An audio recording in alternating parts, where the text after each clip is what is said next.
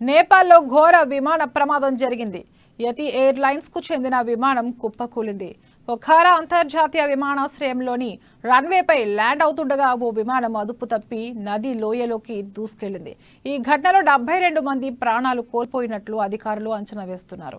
దేశ రాజధాని ఖాట్మాండు నుంచి బయలుదేరిన విమానం పొఖారాలో ల్యాండ్ అవుతున్న సమయంలో ప్రమాదానికి గురైంది. ప్రమాదం సమయంలో ఫ్లైట్లో 68 మంది ప్రయాణికులు, 4 సిబ్బంది ఉన్నారని యతి ఎయిర్లైన్స్ ప్రతినిధి సుదర్శన్ బర్తౌలా ప్రకటించారు.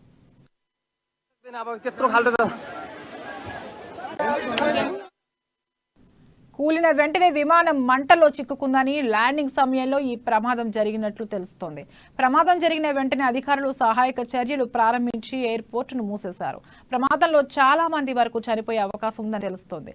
నేపాల్ రాజధాని ఖాట్మాండు నుండి సుమారు 72 మందితో ప్రయాణిస్తున్న విమానం పొఖారాలో కూలిపోవడంతో విమానంలోని అందరూ ప్రాణాలు కోల్పోయారని అధికారులు వెల్లడించారు. 2 చిన్నారులతో సహా 10 మంది విదేశీ పౌరులు విమానంలో ఉన్నారని యతి ఎయిర్లైన్స్ ప్రతినిధి సుదర్శన్ బర్తౌలా తెలిపారు.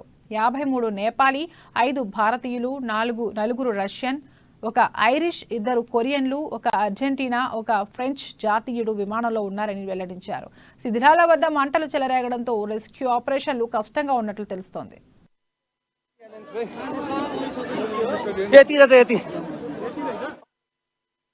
నేపాల్ పౌర విమానయాన అథారిటీ ప్రకారం విమానం ఖాట్మాండులోని త్రిభువన్ అంతర్జాతీయ విమానాశ్రయం నుంచి ఉదయం 10:33 బయలుదేరింది. పొఖారా విమానాశ్రయంలో ల్యాండింగ్ కు దగ్గరగా ఉన్న విమానం సేతి నది ఒడ్డున ఉన్న నది లోయలో కూలిపోయింది. టేకాఫ్ అయిన 20 నిమిషాల తర్వాత క్రాష్ జరిగింది. విమానం కూలిపోవడంతో మంటలు చెలరేగాయి. రెస్క్యూ సిబ్బంది వాటిని ఆర్పేందుకు ప్రయత్నిస్తున్నారని స్థానిక అధికారి ఒకరు తెలిపారు. విమాన ప్రమాదంలో ప్రాణాలు కోల్పోయిన వారికి కేంద్ర పౌర విమానయాన శాఖ మంత్రి జ్యోతిరాదిత్య సింధియా సంతాపం తెలిపారు. నేపాల్లో జరిగిన ఘోర విమాన ప్రమాదంలో ప్రాణాలు కోల్పోవడం చాలా దురదృష్టకరమన్నారు. నా ఆలోచనలు, ప్రార్థనలు మృతుల కుటుంబాలతో ఉన్నాయి. ఓం శాంతి అని ఆయన ట్వీట్ చేశారు. क्या खाल्टो सके जा नहीं सकते नहीं